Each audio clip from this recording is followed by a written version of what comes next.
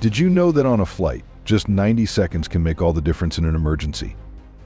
Or that the vent above your seat might be circulating more than just cool air? In this video, we'll explore surprising things happening on planes that most travelers never notice, why flight attendants are carefully observing the cabin, and provide some helpful information that could protect both your journey and your wallet.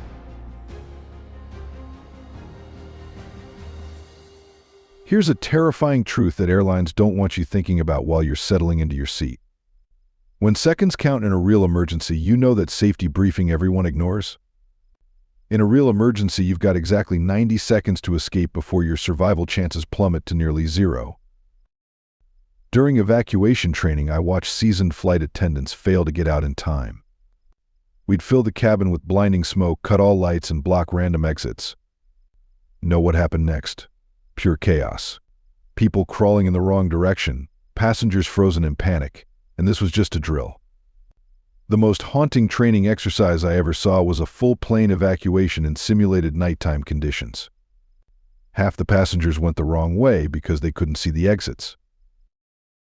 But here's the kicker. The ones who made it out all did one simple thing the moment they sat down. Count the seats to your nearest exit. 3 seconds that could save your life. Miss it, and even 15 minutes of air won't help when chaos hits. The reason airlines don't emphasize this: they don't want you thinking about emergencies. They want you to be relaxed and spend money on overpriced snacks. That refreshing blast of air from your overhead vent? Hate to break it to you, but you're breathing in what the passenger 3 rows back just exhaled. And that's just the beginning of what's floating around in airplane cabin air. Here's the dirty truth. Up to 50% of the air you're breathing right now has been recycled through the cabin multiple times. Airlines do this to save fuel, but at what cost? Every cough, sneeze, and breath from hundreds of passengers is circulating through your personal space. During a routine air quality test, we found traces of substances you wouldn't believe could survive in an airplane's ventilation system. The HEPA filters will work, but it takes minutes for a cough to clear, leaving you stuck with recycled germs. The worst spot is right under that vent above your head, pumping someone else's sneeze your way and drying you out faster than you think. This is a case that shocked travelers worldwide. A doctor was dragged off a plane. Out of 100 people who saw this scene, nearly all felt sympathy for the victim. Dr. David Dow was at the center of the United Airlines Flight 3411 passenger removal incident, which exposed the flaws of airline overbooking policies. The story began when Dr. Dow boarded Flight 3411 from Chicago O'Hare to Louisville, Kentucky. He was informed that he needed to give up his seat for United staff. When he refused, airport security officers forcibly removed him, dragging him down the aisle. During the struggle, his face struck an armrest, leaving him bloodied. Video recorded by passengers quickly spread online, showing the shocking removal. Dr. Dow was hospitalized with a concussion, a broken nose, and lost teeth. The incident sparked widespread outrage and calls to boycott United Airlines. Eventually, the company reached a confidential settlement with Dr. Dow. You know those friendly flight attendants who keep checking if you want another coffee? Here's the thing, they're not just being nice. They're highly trained security professionals scanning every single passenger on board. That casual chat about where you're headed, the way they lean in to ask about your drink preference, it's all part of their passenger profiling system. While they're smiling and serving snacks, they're actually watching for specific behavioral red flags. What kind of red flags? Excessive sweating, unusual eye contact, strange bulges in clothing, and even the way you respond to simple questions. And those seemingly random conversations between crew members? They're using a secret code system to communicate suspicious activity. I'll never forget hearing about a flight from Paris to Miami in 2001. A flight attendant caught a whiff of something burning mid-service, then saw a guy fumbling with his shoe like he was hiding something big. She didn't flinch, dousing him with water and calling for backup to hold him down. He didn't know he was busted until the feds hauled him off when the plane touched down. This was the infamous shoe bomber incident that changed airport security forever. Most travelers walk past those quiet, glass-door lounges, assuming they're off-limits, reserved for first-class flyers or seasoned business travelers. No sign invites you in, and no one stops to explain who qualifies. But here's what most people don't check. You might already have access without even realizing it. If you hold a premium credit card like the Amex Platinum or Chase Sapphire Reserve, lounge entry is often included. No extra cost, no sign-up process. Just show the card and walk in. The same goes for many airline loyalty programs, especially on international flights. Even without a fancy card or elite status, many lounges offer day passes for between $30 and $50. When you compare that to grabbing coffee, a sandwich, and fighting for an outlet in the main terminal, it's a smart deal, especially on long layovers. Some travelers go even further and buy discounted lounge visits online from people who aren't using all their priority pass entries for the year. And once you're inside, it's a different travel experience altogether. Quiet seating, fast Wi-Fi, clean bathrooms, and complimentary food and drinks. Some even have showers or nap rooms in international terminals. Airports don't go out of their way to advertise this because when you're in the lounge, you're not out spending money at their overpriced cafes or souvenir stands. I think you just landed early on your last flight. Think again. Airlines are playing a massive psychological game with your time, and you're falling for it every single trip. Here's how the scam works. That flight from New York to Chicago should take exactly 2 hours and 15 minutes. But airlines tell you it's a 3-hour flight. Why? So they can arrive early even when they're running late. It's genius. They're scheduling delays into your trip. The most blatant example I ever saw, a route that consistently took 90 minutes was listed as a 2.5-hour flight. The airline bragged about its early arrivals for months. Meanwhile, passengers were spending an extra hour of their lives sitting at the gate thinking everything was running smoothly. The real scam. They pad your flight by an hour to look good. You're stuck waiting, clueless, while the airport's cash traps hit you harder. Airlines discovered that passengers would rather arrive early than on time. So they inflated schedules across the board. That punctual airline you love? They're just better at lying about how long flights take. The worst part is you're paying for this deception through higher ticket prices that factor in these phantom delays. Enjoyed the video? Before we continue, don't forget to ring the bell, share it with your friends, and hit that subscribe button if you haven't yet. It truly helps me out, and I promise to bring you even more awesome content. Pilots who suddenly pass away during flight. In fact, there have been many pilots who have had accidents while flying. There have been pilots who fainted or even passed away suddenly, and the airlines don't want you to know how often this really happens. American Airlines Flight 550 departed from Phoenix Sky Harbor International Airport and was scheduled to land at Logan International Airport in Boston. During the flight, the captain, Captain Michael Johnston, suffered a medical emergency, specifically a sudden illness, and later died of natural causes, likely a heart attack. His first officer calmly informed Air Traffic Control, American 550, medical emergency. Captain is incapacitated, and requested an emergency landing at Syracuse Hancock International Airport in Syracuse, New York. Fortunately, the co-pilots safely landed the Airbus A320 with 147 passengers and 5 crew members on board. No one was harmed. A replacement crew took over in Syracuse, and the flight later continued to Boston, arriving at Logan International Airport at about 12:30 p.m. Passengers praised the co-pilot's calm professionalism under pressure. American Airlines expressed deep condolences and emphasized that they were focusing on caring for the pilot's family and colleagues. While pilot medical emergencies in flight are rare, they are not unprecedented. According to the Federal Aviation Administration, since 1994, there have been only a handful of such incidents, this one being among them. Think getting banned from an airline only happens to unruly passengers? Right now, thousands of regular travelers are on secret airline blacklists, and most have no idea why or how they got there. I watched it happen to a top-tier frequent flyer. Million-mile status, always flew first class, never caused problems. Then one day he had a minor disagreement with a gate agent about a delayed connection. Suddenly his reservations kept disappearing, seat assignments vanished, and online check-in mysteriously failed. Airlines share these blacklists. Get flagged by one carrier for something as minor as complaining too loudly about a canceled flight, and you might find yourself having technical difficulties booking with their partners too. I saw a couple get banned from a Dallas flight in 2019. Their kid wouldn't stop screaming during boarding, and the airline cut them off for good. There's no formal appeals process, no notification that you've been blacklisted, no explanation of what you did wrong. You just start experiencing a series of unfortunate coincidences every time you try to fly. Some travelers have discovered their blacklist status only after hiring lawyers and demanding internal documents through legal discovery. Most airport workers are honest, and most TSA agents are simply doing their jobs. Still, theft at airports does happen, and travelers sometimes pay the price. At security checkpoints, even a few seconds matter. While you're busy removing shoes or digging for toiletries, your carry-on may already be out of reach.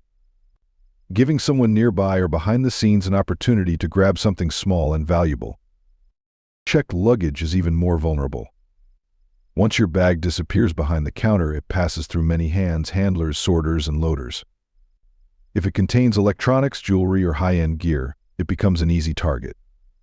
Documented cases prove this risk is real. In Miami, TSA agents were caught on camera stealing cash from passengers' bags, including $600 from a wallet at a checkpoint. Elsewhere, baggage staff were caught opening suitcases and taking watches, cash, and cologne as part of a theft ring that operated for months. One of the most striking cases involved a baggage handler who spent over a year stealing iPads and laptops from checked bags, selling them online until he was finally caught. By then, he had stolen thousands of dollars worth of electronics. To protect yourself, never check items you can't afford to lose. Keep laptops, phones, cameras, important documents, and medication in your carry-on. At security, stay alert and keep your eyes on your bag as it moves through the X-ray machine. What's the most valuable item you would never risk putting in checked luggage or letting out of your sight at the airport? Let us know in the comments below. Everyone knows airport food is expensive, but what most people don't realize is just how systematically you're being ripped off. In some cases, a meal at the terminal can cost more than what you'd pay for a fancy dinner in the city. And no, it's not because the food's better. Airport vendors are dealing with sky-high rent, strict background checks for every employee, and extra fees just to bring ingredients through security. That all gets passed on to you at markup rates that would make a loan shark blush. Think $7 for a small bottle of water is outrageous? That's normal at many U.S. airports. A simple coffee might run you 20% more than the same chain outside. Airports often have exclusive contracts with food vendors, eliminating competition. When you're trapped in a terminal with no alternatives, they can charge whatever they want. Some travelers have reported paying close to $20 for a basic burger and fries that would cost $8 at the same restaurant outside the airport. The most outrageous example I witnessed: a family bought 4 bottles of water and some snacks at JFK, expecting to pay maybe $30. The total came to $67. The cashier didn't even blink. It was just another day of highway robbery at 30,000 feet above sea level. Airlines know about this price gouging, but they don't care because they get a cut of the revenue from these overpriced concessions. It's another hidden fee built into your travel experience. Most travelers assume delays are caused by weather or mechanical issues. While true at times, another major factor is the system of airport slots, and it plays a bigger role than airlines admit. Slots are time windows that determine when an aircraft can take off or land. At crowded hubs like Heathrow, JFK, or Relax, these slots are extremely valuable because there's limited space and capacity. Airlines compete fiercely for them, and the carriers with the best slots usually stay on schedule.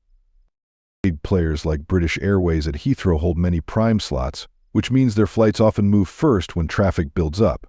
Smaller or low-cost airlines with weaker slots get pushed to the back, sometimes for hours. When weather disrupts the flow or a runway bottleneck forms, the imbalance becomes even more obvious, and priority goes to those with stronger slot positions. But delays aren't always about congestion. Sometimes airlines deliberately hold departures to protect their most profitable routes. If a connecting flight with premium passengers is running late, an airline may delay another plane, often full of economy travelers, so those high-value customers can make their connection. Passengers sit on the tarmac with little explanation, while profit determines who gets priority. Adding to the frustration, airlines usually blame air traffic control or operational issues. It's not exactly false, but it hides the fact that many delays are strategic choices designed to protect revenue rather than passengers' time. Found an incredible deal on a flight? That $99 cross-country ticket probably costs more than a first-class seat, and airlines are counting on you not figuring it out until it's too late. Let me walk you through their favorite money trap. You see that irresistible $99 fare and click book now. Then the fees start piling up like a slot machine jackpot in reverse. Want to sit on the plane? That's $45 for seat selection. Planning to bring clothes? $60 for a carry-on bag. Need to check in at the airport instead of online? Another $25. Want to change your flight if something comes up? $200 change fee plus the fare difference. The most outrageous case I witnessed: a family of 4 booked $79 tickets to Orlando, thinking they'd saved hundreds compared to the major airlines. By the time they got through check-in, their total was over $1,200. The regular tickets on a legacy carrier would have been $800 all in, including bags, seat selection, and flexibility. Here's the devious part: airlines use artificial intelligence to scan your booking history and browsing patterns. If their algorithm determines you're likely to pay extra fees, they'll show you the bare-bones fare first. Frequent business travelers who book last minute get hit with fees that are sometimes double what leisure travelers pay for the same services. The airline industry has perfected the art of making you feel like you're getting a deal while systematically extracting every possible dollar from your wallet. They've turned air travel into a psychological game where the house always wins. Have you ever booked a cheap flight that ended up costing more after all the fees? And what was the most surprising extra charge you faced? Let us know in the comments below, and don't forget to subscribe and follow the channel to discover more interesting things. Most people assume that if something is taken at security or a bag goes missing, it's either returned or quietly discarded. In reality, much of it ends up resold. When the TSA confiscates items, they don't sit in storage forever. After about 30 days, they're boxed up and auctioned through a government website. Pocket knives, tools, lighters, small electronics, even unopened bottles of wine over the liquid limit all end up there. Buyers sometimes bid on bulk boxes without knowing exactly what's inside, turning your lost Swiss Army knife into someone else's bargain find. Checked luggage has a similar fate. If a bag goes unclaimed for weeks, airlines don't keep it indefinitely. They sell it to a company that specializes in reselling lost luggage. The biggest player is the Unclaimed Baggage Center in Scottsboro, Alabama, which buys entire truckloads from airlines. Staff unpack, clean, and sort everything, then resell it in store or online. Designer clothes, laptops, cameras, jewelry, and even wedding rings have turned up on their shelves. Sometimes the most painful losses aren't valuable but sentimental. Photo albums, letters, or heirlooms can slip through airline systems and end up for sale instead of being returned. For travelers, it's a reminder: what goes missing may not be gone forever, it may just be in someone else's shopping cart. Think a dry throat and cracked lips are the worst part of flying? At cruising altitude, your body faces much bigger risks. Airplane cabins are extremely dry, with humidity levels hovering around 10 to 20%. While the human body needs at least 40% to function normally. The result is rapid dehydration, and when combined with immobility and cabin pressure, your blood begins to thicken. This creates the perfect conditions for deep vein thrombosis (DVT), which can strike even young, healthy passengers.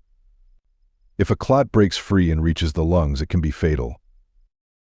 One of the most widely reported cases was that of 28-year-old Emma Christopherson, who in 2000 collapsed at Sydney Airport after a long flight from London. She had no underlying health issues, but a clot formed during the journey, which caused a massive pulmonary embolism. Airlines don't help matters. They keep humidity low to reduce aircraft corrosion and still serve alcohol, which accelerates dehydration. By the fourth hour of a long-haul flight, blood viscosity is already increased, circulation slows, and the body starts conserving fluids by shutting down non-essential functions. The risks are well documented, but airlines rarely address them directly. Passengers are left with the responsibility to stay hydrated, move frequently, and understand that flying takes a far greater toll on the body than most people realize. Ever wondered what's happening in that cockpit during your overnight flight? Here's a wake-up call that'll keep you awake. While you're dozing in economy, there's a good chance your pilots are catching some unauthorized shut-eye too.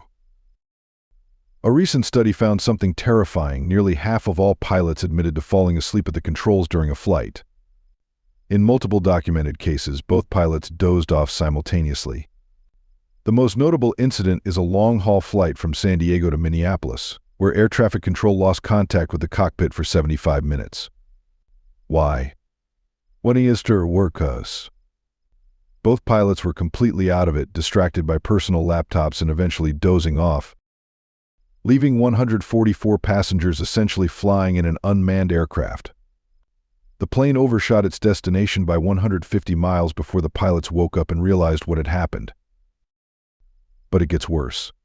On a red-eye flight from London, both pilots nodded off, and the cockpit voice recorder caught one of them snoring for 10 minutes straight. The plane was on autopilot, but autopilot can't handle every situation.